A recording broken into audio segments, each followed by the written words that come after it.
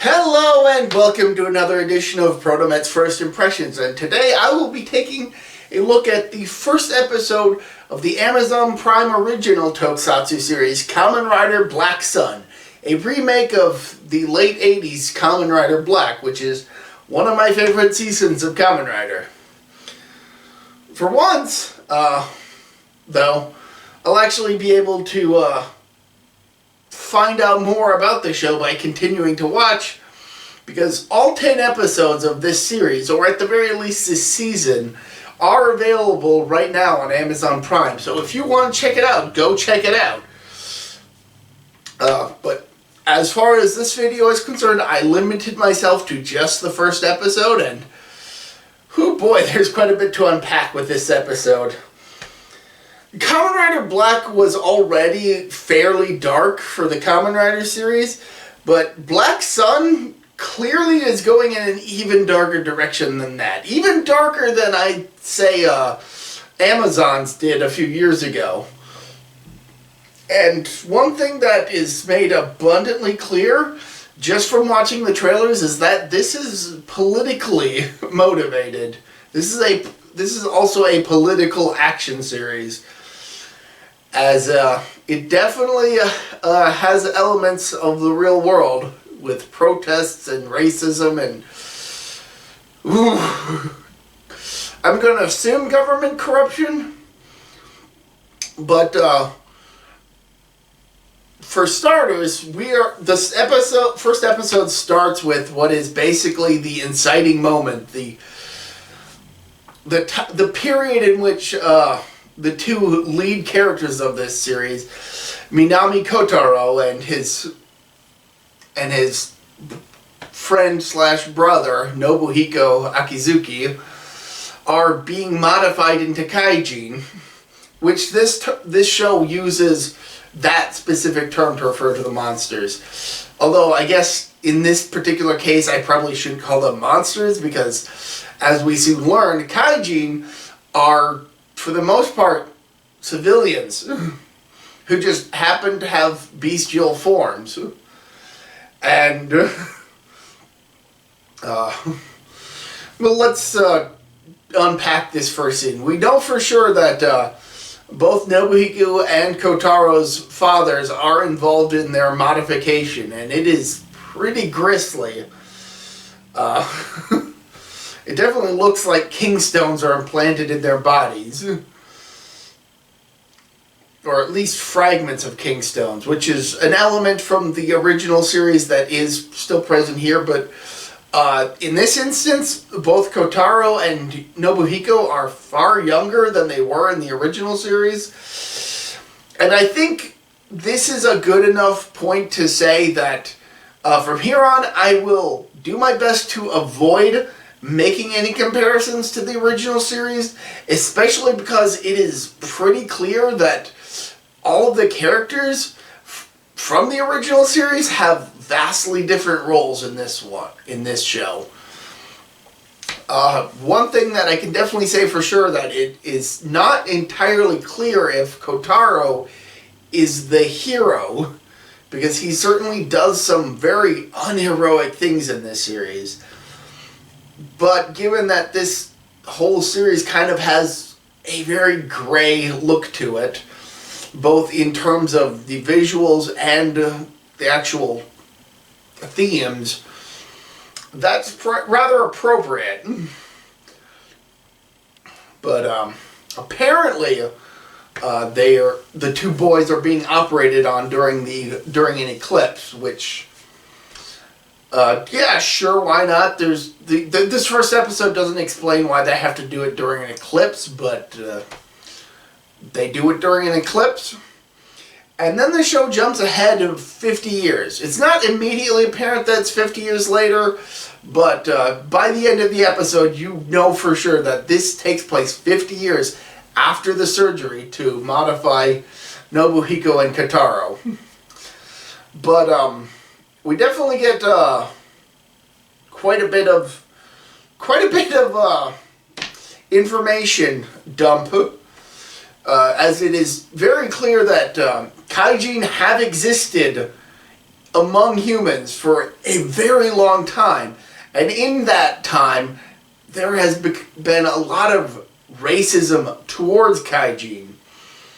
Now, you might think that, given the Kamen Rider series, oh, humanity has been subjugated to the Kaijin, but no. Kaijin are viewed as less than even a second or third class citizens.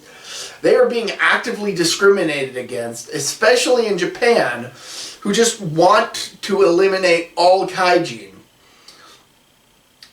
At least there are very radical groups that are very outspoken about how much they hate Kaijin and wish they were all gone. And that sentiment even extends to the police, as this is again something that is present in the trailer, but we definitely get a scene where a cop shoots an unarmed civilian Kaijin simply for being a Kaijin, trying to assert his right to not be killed. And that is very, very prescient in the modern day compared to when this show came out, compared to when the original Kamen Rider Black came out.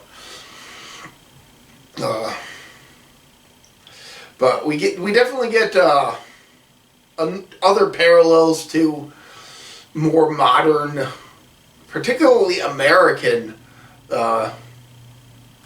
at least I'm viewing it from an American's perspective.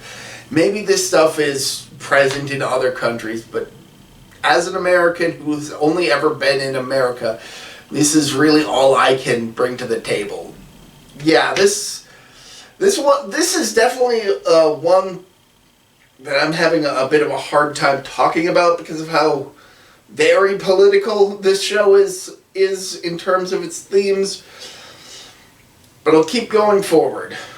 We definitely get a Greta Thunberg-esque character in the form of Izumi Aoi.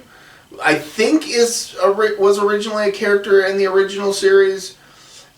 Not going to look it up to confirm, but I'm pretty confident that it was a character. But this is definitely a person who is fighting for the Kaijin with her words, which does bring her praise from the Japanese Prime Minister, who we soon learn is part of the Golgum political party, which, if you remember from the original series, Golgum was the evil cult that were trying to manipulate Kotaro and Nobuhiko into fighting each other to become the next Creation King. We're not really sure what their motivations are this time around, but we do soon find out that they have the Creation King just kind of sitting in a room with a bunch of tubes strapped to him, extracting some substance called heaven, which apparently Kaiji need to exist. Again, not really explaining what that whole deal is, but again, we've got like 9 episodes after this to find that out. All we really know is that heaven is important for Kaijin in order to sustain their existence. And they're practically bleeding the Creation King dry of his substance to the point where he is not producing nearly as much of heaven as he once did. And they're really hoping that they can find a new successor to become the next Creation King. Which is, again, sorry, I was about to compare it to the original. It's hard not to. But this huge prop thing probably looks the best. Like, the Creation King in the original series was interesting, but this one is definitely a very extant thing rather than more of a concept like in the original series. Again, drawing comparisons, I really shouldn't. But Golgum has Nobuhiko chained in a cell in the hopes that he will tell them where the Kingstone is, because they're looking for it so that they can, I guess, find a suitable successor for the Creation King. which I'm assuming at some point... now, I probably shouldn't make any assumptions, because my assumptions would just be comparable to the original series, but it also makes it the show also makes it abundantly clear that Nobuhiko, whom they keep referring to as Shadow Moon, is not the kind of figure that the original Shadow Moon was. Like, in the original series, Golgum had high aspirations for Shadow Moon to become the next Creation King once Kamen Rider Black defected before they could modify his brain. And in this one, they clearly do not have nearly as much reverence for Shadow Moon. They view him as more of an obstacle that they need to overcome in order to push past their agenda. But, yeah, Golgum is a political party this time around, which means that they've actually got quite a bit of sway, given that the Prime Minister of Japan is a member of the Golgum Party. So, there's that. Also, the show does indicate that it's not entirely clear if the Prime Minister is himself a Kaijin, or if he's merely working with Golgum for his own purposes. It seems like it may be more the latter. Also, he already has Bilgenia working for him, which lines up kind of well with the original series, where Bilgenia was kind of a radical element who wasn't really part of Golgum's initial plans. They just kind of had to use him, and this time around he seems to be the Prime Minister's bodyguard or right-hand man. And so the fact that he isn't directly connected to Golgum, but still is associated with them, helps out. But like I said, Kotaro is not exactly the most heroic character in this series, as he is actually shown beating up a homeless Kaijin for money that is apparently owed to him. And he's also shown doping up on ketamine, which I'm not sure what that is. I assume it's, in this instance, his replacement for heaven, since, again, I'm making assumptions here based on what little of the show I've seen. I've only watched the first episode. There are 10 of them. But, yeah. But he's clearly not a good person, which is made even more abundant when he agrees to take up a job to kill off Izumi, which he ultimately ends up not doing when a guy who works for Bilgenia, who was sent to capture Izumi, well, he and Kotaro get into a fight, and before Kotaro can kill Izumi per his job description, he notices that she has a Kingstone, or what I'm assuming is a Kingstone, and that triggers something in him that in turn triggers something in not only Shadow Moon, which allows him to escape from captivity, but also in the Golgum Party members who realize that Black Sun, Kotaro, is still alive, much to their confusion, I guess. They assumed he was dead, but now that they know he's alive, I guess they'll try to go after him to get the Kingstone or whatever.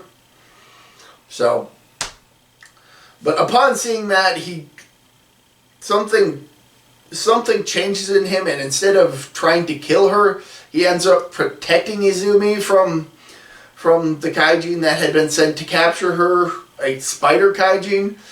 And this in turn causes him to transform into Kamen Rider Black Sun, the titular hero?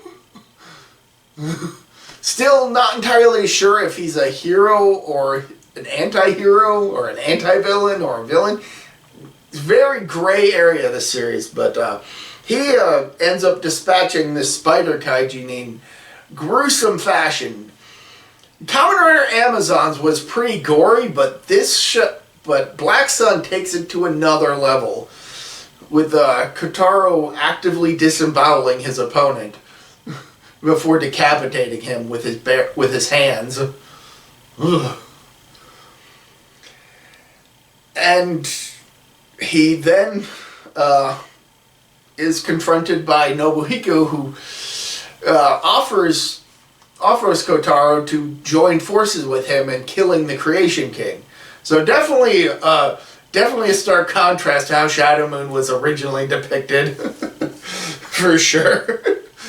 I feel out of all the characters, Kotaro and Nobuhiko are the most distinct from their original incarnations, which I find intriguing. I definitely want to see how things play out in this.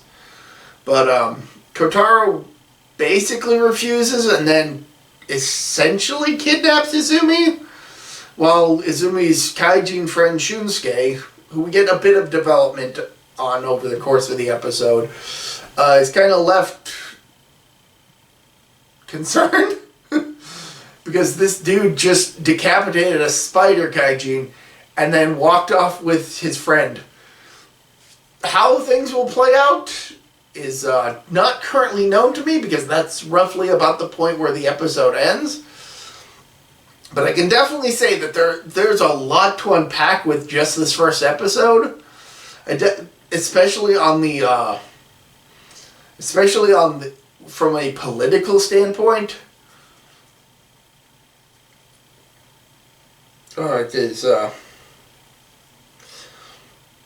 It definitely leaves me intrigued, and thankfully I can actually continue watching after posting this video, if I so choose to, because like I said, all 10 episodes have been posted on Amazon Prime. So if you've got Amazon Prime, go check that out. Again, I definitely recommend giving this show a watch. So I don't really know what else to say here, so until next time, this has been me, ProtoMet. See ya!